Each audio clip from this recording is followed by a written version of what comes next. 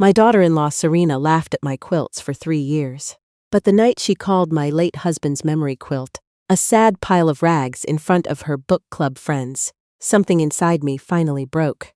And I quietly decided she would never be welcome in my sewing room again. She thought she was making a joke. She had no idea she was unraveling the last thread, holding this family together. If you've ever been dismissed by someone you opened your home to, I'd really like to hear your story. And before we go further, tell me where you're watching from and what time it is there. I always read every comment. My name is Gloria Marsh. I'm 64 years old, and I live alone now in the same white clapboard house in Clover Hill, Tennessee, where my husband Raymond and I raised our son and spent 31 years building something that felt, to me at least, like a life worth it being proud of. Raymond Marsh passed 4 years ago. Lung cancer. 11 months from diagnosis to gone, and every one of those months felt like trying to hold water in cupped hands. After he died, the house got so quiet. I started leaving the TV on just to hear a voice in the rooms. I still do that sometimes. Not because I'm lonely exactly, but because silence has a weight to it that gets heavier after you've lost someone. Raymond was a carpenter by trade and a gentle man by nature. Big hands, quiet laugh, the kind of person who fixed things without being asked and never mentioned it afterward. He built the bookshelves in the hallway. He built the front porch swing. He built the hope chest, sitting at the foot of my bed, the one with my mother's initials carved into the lid, because he knew how much I missed her. We weren't wealthy. We were comfortable, in the way that means you always had enough, but never stopped being careful. Raymond worked his shop 6 days a week. I taught elementary school for 22 years and spent evenings quilting at the kitchen table while he watched the news. That was our life. Ordinary, unglamorous, and genuinely happy. Quilting wasn't just a hobby for me. It was the language I used when words weren't enough. I made a quilt for every important moment in this family's life. Raymond's mother when she moved into assisted living, our neighbor June Carter after her house fire, the entire 3rd grade class the year I retired, 24 small quilts, one for each child, with their names stitched in their favorite color. Quilting was how I said I see you. I'm here, you matter. After Raymond died, I started the memory quilt. It took me 14 months. I used fabric from his flannel shirts, the ones that still smelled like sawdust and cedar, long after he was gone. His work apron. A square from the curtains in the shop, where he spent most of his adult life. Pieces of the kids' old clothing from birthdays I remembered. I sewed his initials into the center panel and surrounded them with everything that made him who he was. That quilt lived on the back of the sofa in the living room. Every person who came into my house, for the first year after I finished it, asked about it. They touched it carefully. Some of them cried. Serena never touched it once. My son Kyle. No, not Kyle. My son is named Owen Marsh. Owen is 39 now. He works in commercial real estate in Nashville, about 2 hours from Clover Hill. He married Serena Hartwell 3 years ago. After dating for 18 months, that I'll be honest and say went by in a blur because I was still finding my footing after Raymond. Owen had always been a thoughtful boy.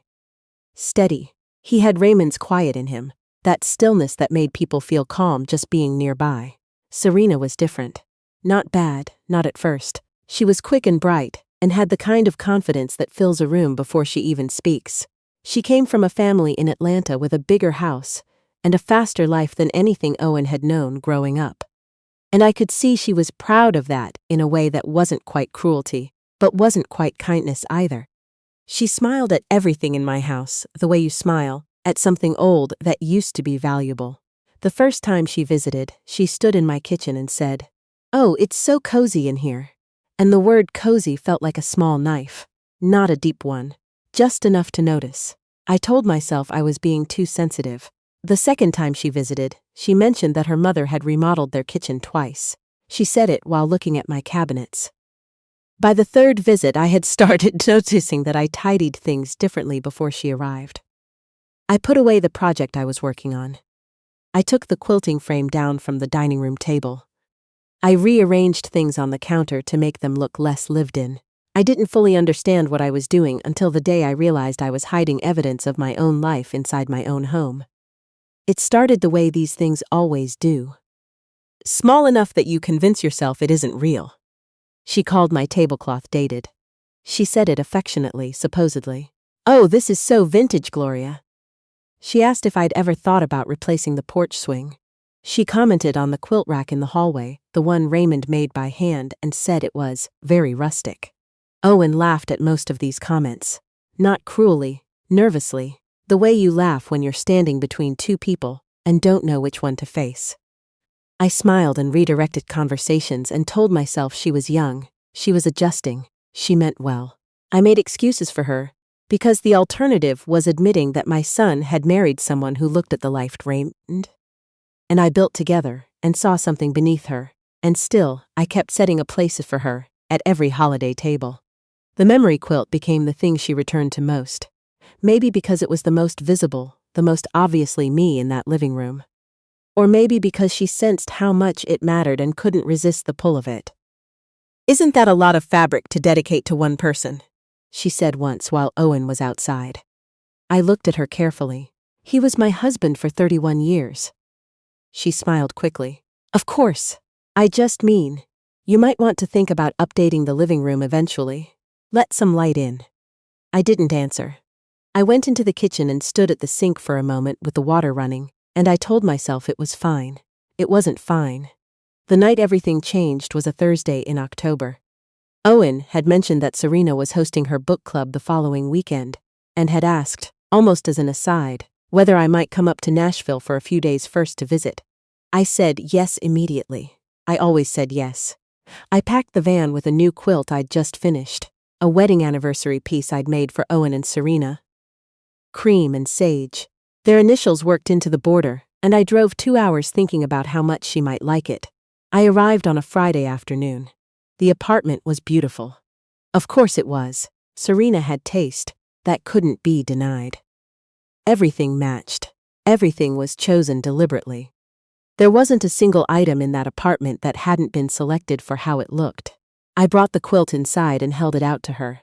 She unfolded it carefully, looked at it for a few seconds, and said, "That's so sweet, Gloria."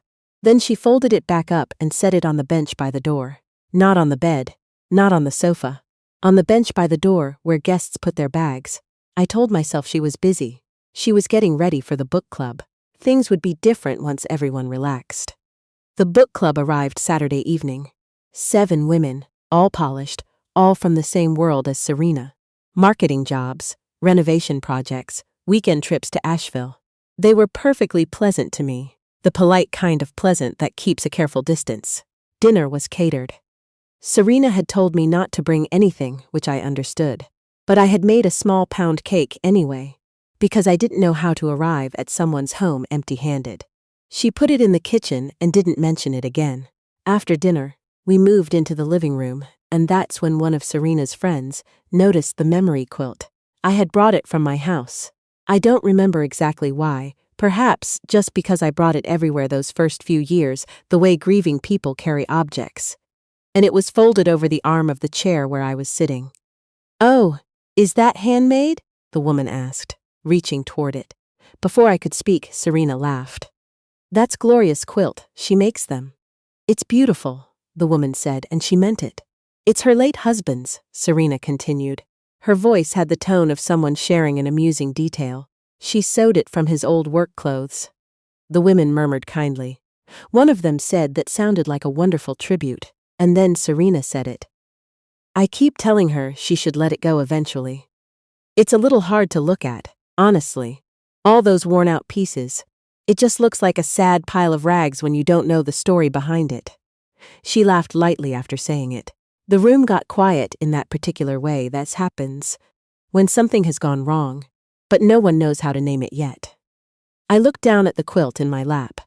The flannel square from Raymond's Saturday shirt, the one he wore every weekend for 15 years. The small patch of blue denim from the apron he hung on the same hook in the shop every morning.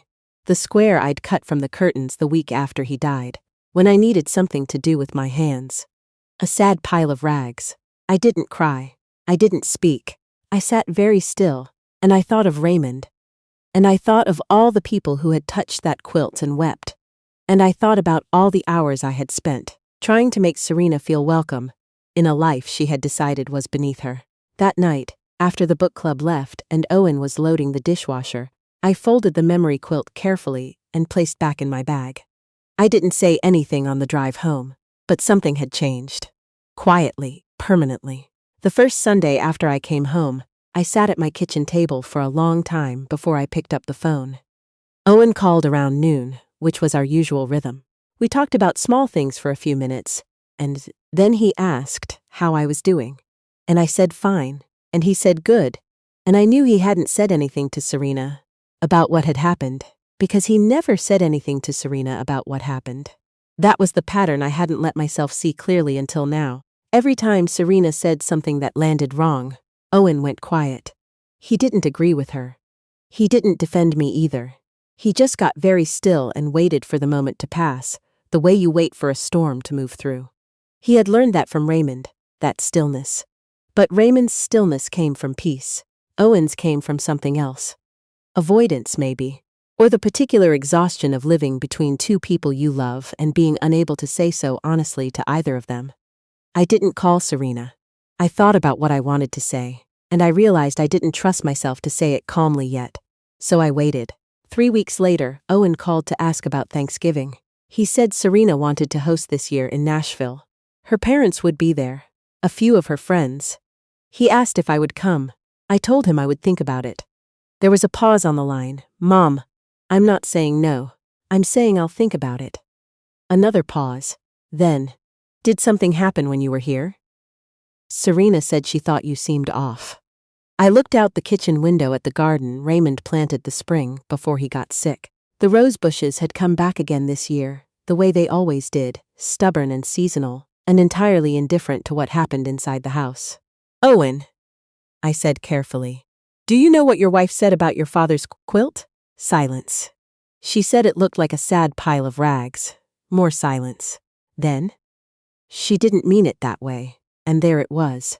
The sentence I had been waiting for without knowing I was waiting for it. How did she mean it? He didn't answer. I told Owen I loved him, and that I would let him know about Thanksgiving, and then I sat with the phone in my hand for a long time after we hung up. I did not go to Thanksgiving in Nashville. I told Owen 3 days before that I wasn't feeling well. Which was true in a way that had nothing to do with my body.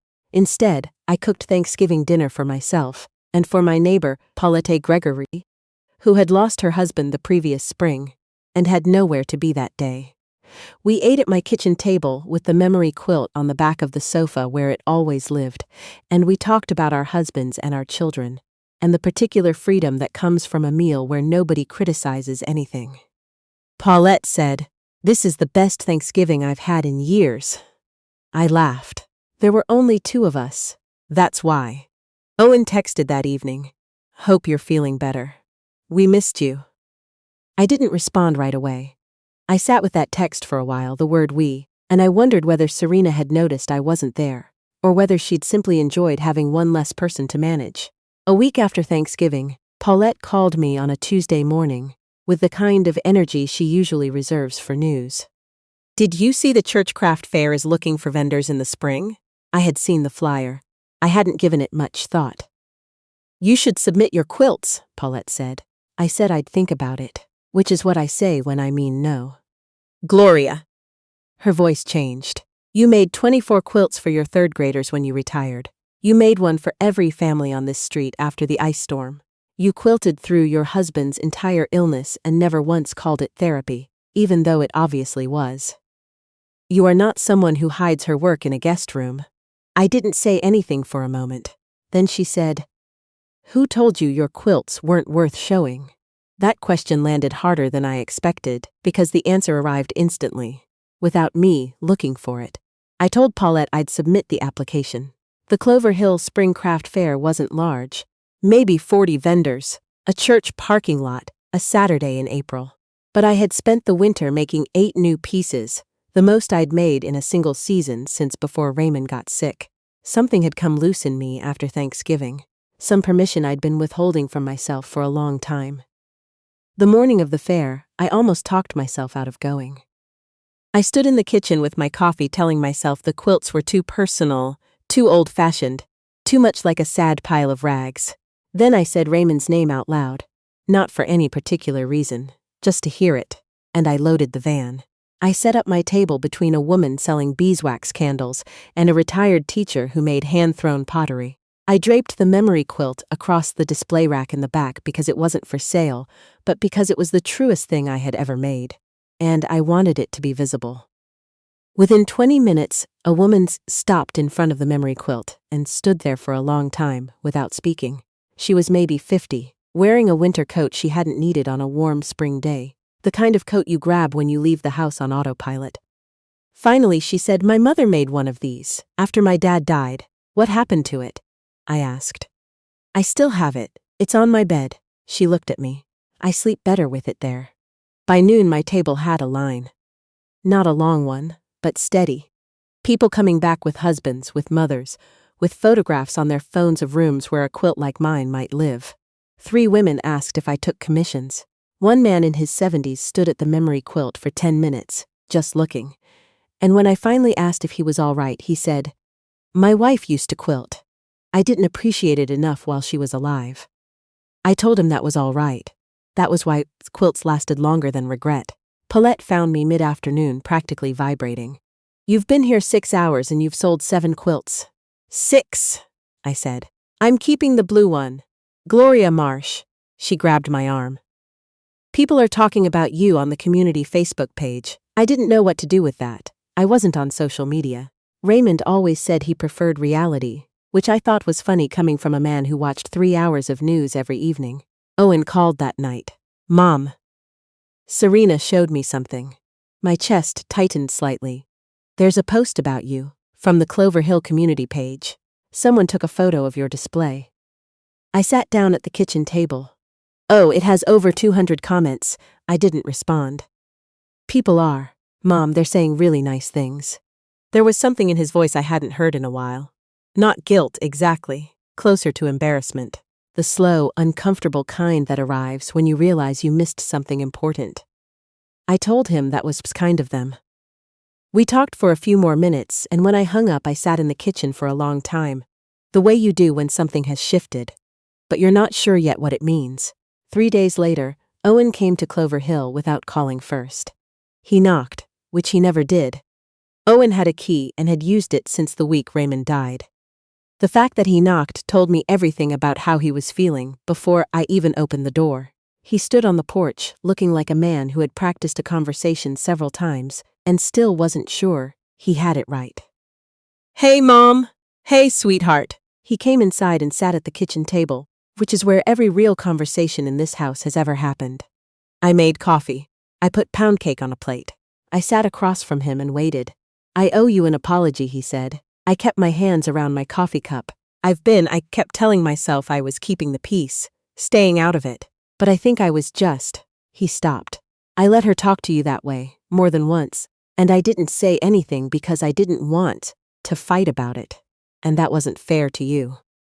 I looked at my son. He had Raymond's eyes and Raymond's hands. And right now he had Raymond's expression. The one that meant he was telling the full truth of something and it cost him. "She said your father's quilt was a sad pile of rags," I said quietly. He closed his eyes briefly. "I know. She told me she said something like that.